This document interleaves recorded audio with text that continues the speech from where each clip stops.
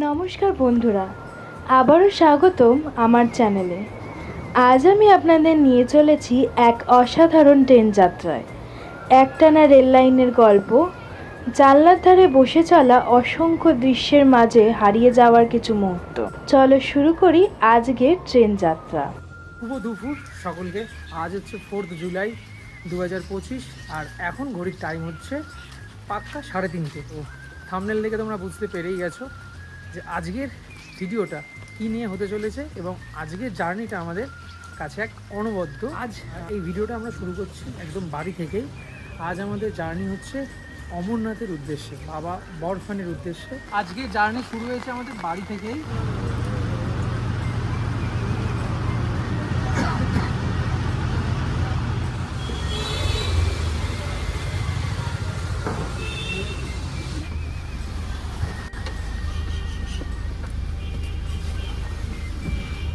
আজকের প্রথম গন্তব্যস্থল হচ্ছে হাওড়া স্টেশন। যেই বেরোলাম সাথে সাথে বৃষ্টি বেড়ে গেল। বাধ্য হয়ে আমাদেরকে একটা ক্যাব বুক করতে হলো এবং ক্যাবে করে যাচ্ছে হচ্ছে হাওড়া স্টেশনের উদ্দেশ্যে। তো আজকের জার্নিটা হতে চলেছে সম্পূর্ণ একটা ট্রেন ব্লগ। তো এর আগে আমাদের চ্যানেলে তোমরা যে ভিডিওগুলো দেখেছো, মোটর ব্লগ এবং টুকটাক একদিনের ভ্রমণের ভিডিও, বাট আজকের ভিডিওটা একটু অন্যরকমেরই হতে চলেছে। তো বৃষ্টিতে 20% মতো ভিজে গেছে বলা যেতে পারে। আর ঠিক গাড়ির মধ্যে অবস্থাটা এইরকম, বাইরে বৃষ্টি হয়ে যাচ্ছে।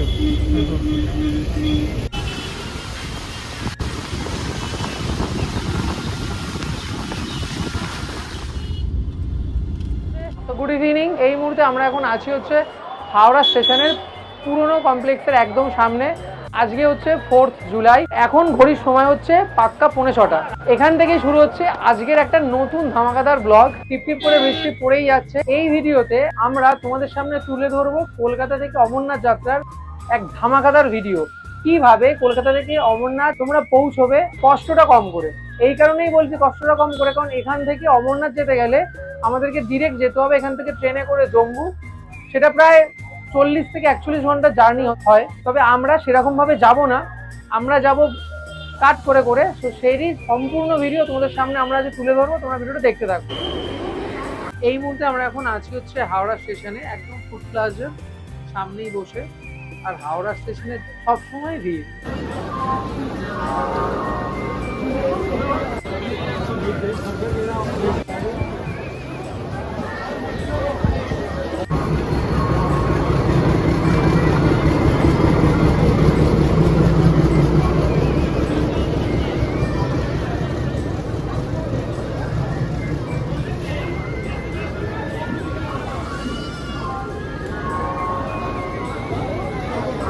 এই মুহূর্তে এখন আমরা আছি হাওড়া স্টেশনের 14 নম্বর প্ল্যাটফর্মে। 14 নম্বর প্ল্যাটফর্মে দিয়ে দিয়েছে 12323 হাওড়া বারমের সুপারফাস্ট এক্সপ্রেস।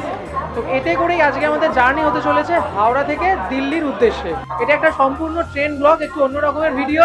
তোমরা ভিডিওটা দেখতে থাকো এবং এই ট্রেনের ব্যাপারে সম্পূর্ণ তথ্য তোমাদের সাথে আমি শেয়ার করব।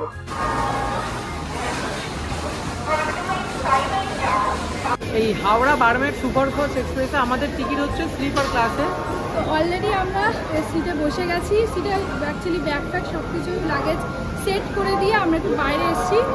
এখন বাজে 6:48 আর আমাদের ট্রেন 6:50-এ। আর জাস্ট 2 মিনিট বাকি। আই থিঙ্ক এটা কারেক্ট টাইমেই আছে।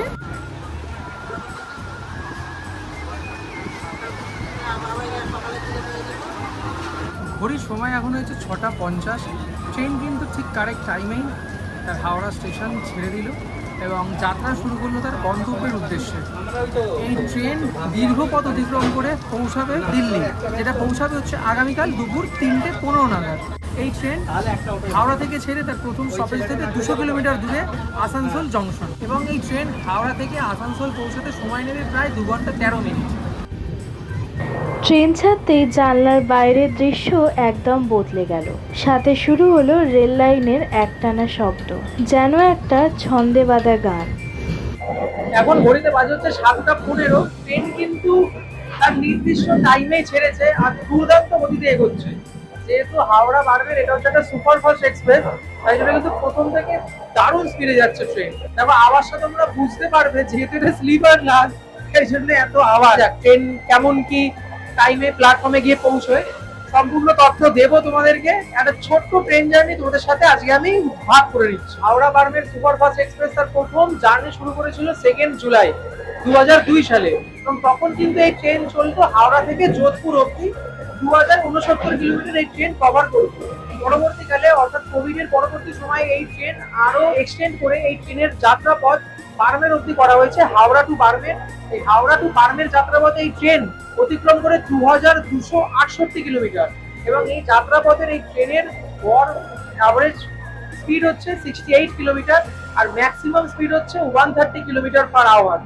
এখন যা স্পিডে ট্রেনটা চলছে মিনিমাম তো এটা 100 কিলোমিটার হবেই পার আওয়ার বেগে এটা যাচ্ছে। এই হাওড়া বারবের সুপারফাস্ট এক্সপ্রেস তার যাত্রাপথের এই যে 2269 কিলোমিটার আছে সেটি সম্পূর্ণ করে প্রায় 35 ঘন্টা 55 মিনিট, একটা এক্সপেক্টেড টাইম এটা।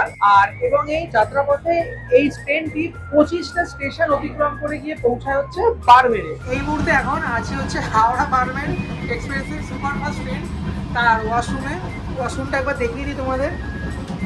এখন মোটামুটি জল আছে, জল পড়ছে, আর একটা ওয়েস্টার্ন কুমোর আছে, ঠিক আছে, পরিষ্কার পরিচ্ছন্ন। হ্যান্ড শাওয়ার আছে, মোটামুটি ঠিক আছে, পরিষ্কার পরিচ্ছন্ন আছে। এটা হচ্ছে কাল সকালবেলা, দেখতে হবে কাল সকালবেলা কেমন অবস্থায় থাকে। ট্রেন এখন দুর্দান্ত বেগে এগিয়ে চলছে, কখনো কখনো 125, কখনো 126, কখনো 130।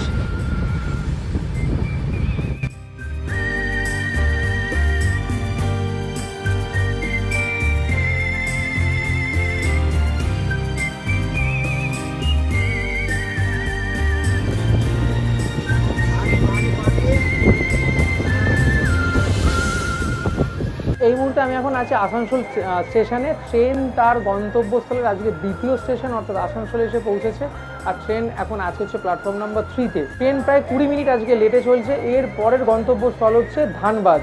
তো এখানে ট্রেন মোটামুটি 5 মিনিট মতো দাঁড়াবে, আর এখন ঘড়িতে সময় হয়েছে 9:25। তো এখন আমাদের ডিনার সময়। ডিনারে আজকে আমাদের হচ্ছে রোল, আর এটা অর্ডার করেছিলাম আমরা সুইগি থেকে।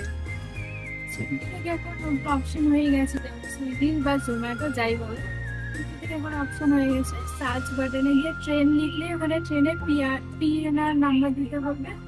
নাম্বার দিলেই ওরা তোমার নেক্সট স্টেশনে থামবে, ওই স্টেশনে এসে খাবারটা ডেলিভারি করে দিয়েছে। ইজিলি করে সিটে দিয়ে যথারীতি এখন টাইম হয়েছে 10টা, আর খাওয়া দাওয়া হয়ে গেছে, শুয়েও পড়েছে। আমাদের দুটো এরকম আপার বার্থ করেছে 46, আর এটা হচ্ছে 48। ট্রেন যথারীতি ওখানে 20 মিনিট মতো লেট ছিল, 15 মিনিট হয়ে গেছে, এখন দাঁড়িয়ে আছে ট্রেন। এখন বাজছে 10:10, প্রায় 22 থেকে 25 মিনিট দাঁড়িয়ে ছিল, ট্রেন আবার এখন স্টার্ট হলো। এরপরে নেক্সট স্টেশন হচ্ছে ধানবাদ। এতক্ষণে কিন্তু ধানবাদ পৌঁছে যাওয়ার কথা, বাট টোটাল 20 মিনিট আর 25 মিনিট, টোটাল 45 মিনিটস লেট চলছে ট্রেন। এখন ঘড়িতে বাজে হচ্ছে 10:30। বাইরে প্রচন্ড বৃষ্টি হচ্ছে, সেই কারণে বাইরে যাচ্ছে না, এতটাই বৃষ্টি হচ্ছে, ঘুমাবো, প্রচন্ড ঘুম পাচ্ছে। আবার দেখা হবে তোমার সাথে কাল। এই যাত্রায় সবচেয়ে সুন্দর দিকটা হলো জানলার বাইরের দৃশ্য। কখনো সবুজ মাঠ, কখনো নদী, আবার কখনো ছোট ছোট স্টেশন পেরিয়ে যাওয়া। সময় যেন ধীরে ধীরে পেছনে ফেলে আসে জীবনের ক্লান্তি। এই জানলার পাশে বসেই আমি নতুন করে খুঁজে পাই নিজেকে। ট্রেন তার যাত্রাপথে আজকে এটা 7 নম্বর স্টেশন অর্থাৎ প্রয়াগরাজ জাংশনে এসে পৌঁছেছে। ট্রেন হাওড়া থেকে টোটাল 816 কিলোমিটার তার জার্নি কমপ্লিট করেছে, আর ট্রেন কিন্তু তার নির্ধারিত সময় থেকে 10 মিনিট আগেই চলছে। এখন ঘড়িতে বাজে হচ্ছে 6:34, এবং এই প্রয়াগরাজ জংশনে ট্রেনের টাইম ছিল 6:45 নাগাদ। তার 10 মিনিট আগেই এই ট্রেন এসে পৌঁছেছে প্রয়াগরাজ জাংশনে। আর এই ট্রেন প্রয়াগরাজ জাংশনের 5 নম্বর প্ল্যাটফর্মে এসে দাঁড়িয়েছে, আর এখানে দাঁড়াবে হচ্ছে 5 মিনিট। তো এর পরের এই ট্রেনের স্টেশন হচ্ছে কানপুর সেন্ট্রাল। তো এই ট্রেন কিন্তু দারুণ চলছে। রাতের বেলা একটুখানি লেট ছিল, বাট তারপরে সকালবেলাতে এই ট্রেনের টাইমটা মেক আপ করে দিয়েছে। যেহেতু এটা হাওড়া বারমের সুপারফাস্ট এক্সপ্রেস, তাই জন্য কিন্তু খুব সুন্দর, মানে দারুণ চলছে ট্রেন। নির্ধারিত সময় 10 মিনিট আগে, মানে বিশাল ব্যাপার। ট্রেন কিন্তু বেশ পরিষ্কার পরিচ্ছন্ন, সবসময় ক্লিন হচ্ছে। এখন সকালবেলা, এখন ট্রেন ক্লিন হচ্ছে।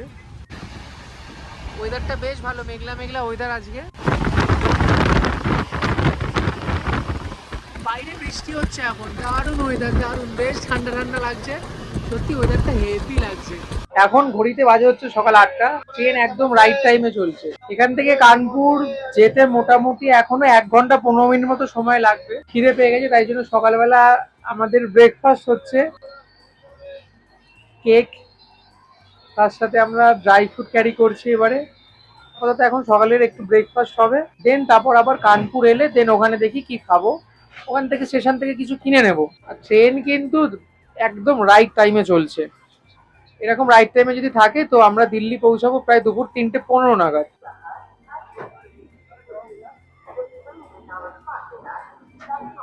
এই মুহূর্তে এখন ঘড়িতে বাজে হচ্ছে 9টা 10, আর এই ট্রেন তার যাত্রাপথের হাওড়া থেকে 1009 কিলোমিটার দূরত্ব কমপ্লিট করে এখন এসে পৌঁছেছে কানপুর সেন্ট্রাল। এটাই ট্রেনের যাত্রাপথের 8 নম্বর স্টেশন, আর এখানে এই ট্রেন দাঁড়াবে হচ্ছে 5 মিনিট। আর এই ট্রেন এসছে হচ্ছে প্ল্যাটফর্ম নাম্বার 1। এই ট্রেনের পরবর্তী স্টপেজ হচ্ছে ওল্ড দিল্লি জাংশন। এখন ঘড়িতে বাজে হচ্ছে 9টা 10, তো একবারে ডিরেক্ট এখান থেকে দিল্লিতে দেখা হচ্ছে তোমাদের সাথে। তো সকালবেলা এখন 9টা বাজে, 9টা 10, তো এখন স্যান্ডউইচ দিয়ে হচ্ছে ব্রেকফাস্ট। এই একটা স্যান্ডউইচ, একটা হয়তো বড় ব্রেডই দেওয়া আছে মাঝখান থেকে কেটে, এটার দাম নাকি 50 টাকা। আমাদের কো প্যাসেঞ্জার কাল রাতে হাওড়া থেকে উঠেছে, কো প্যাসেঞ্জার আমাদের নাম বলো আপনার? নাজির। নাজির, ওর বাড়ি হচ্ছে দিল্লিতে, ওরা হাওড়া থেকে উঠেছে, ওরা আমাদের কো প্যাসেঞ্জার হয়ে গেছে আর ছাড়ছেই না ওকে। আর ওর দিদি এখনো ঘুমাচ্ছে এই ওপরে। তোমরা দিদি क्या कर रही है? हमारी दीदी घूम रही है, हमको फोन दो, हमारा बड़ी एग्जाम पड़ा है और हम दिल्ली जा रहे हैं। अच्छा और हम इस ट्रेन में आएंगे अच्छा। और फिर हम चले जाएंगे दिल्ली। अच्छा, क्या खाया सुबह को? मैंने जूस खाया अच्छा और चीज खाया है और एक पराठा खाया अच्छा, और मिठाई खाया सामने। সকাল সকাল অত কিছু খেয়েছে ও।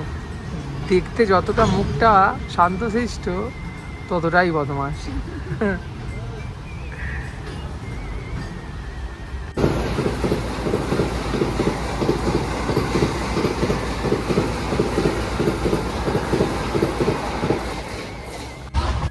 এখন ঘড়িতে সময় হচ্ছে 12টা 40, আর আমরা ট্রেনে লাঞ্চের জন্য অর্ডার করে দিয়েছিলাম, তো দিয়ে গেছে আমাদের।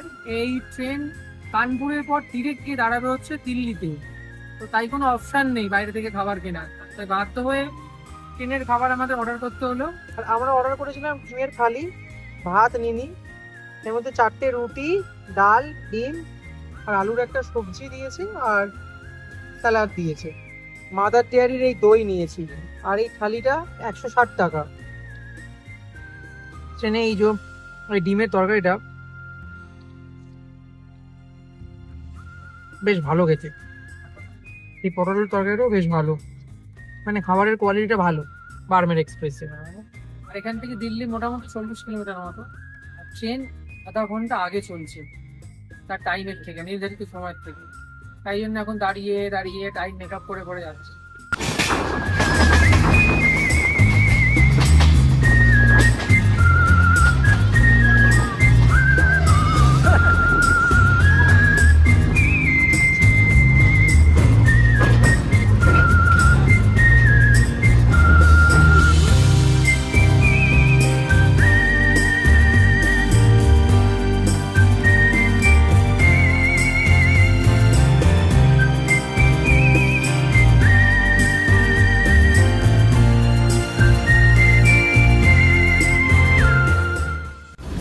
এই মুহূর্তে আমরা এখন আছি হচ্ছে ওল্ড দিল্লি জাংশনে।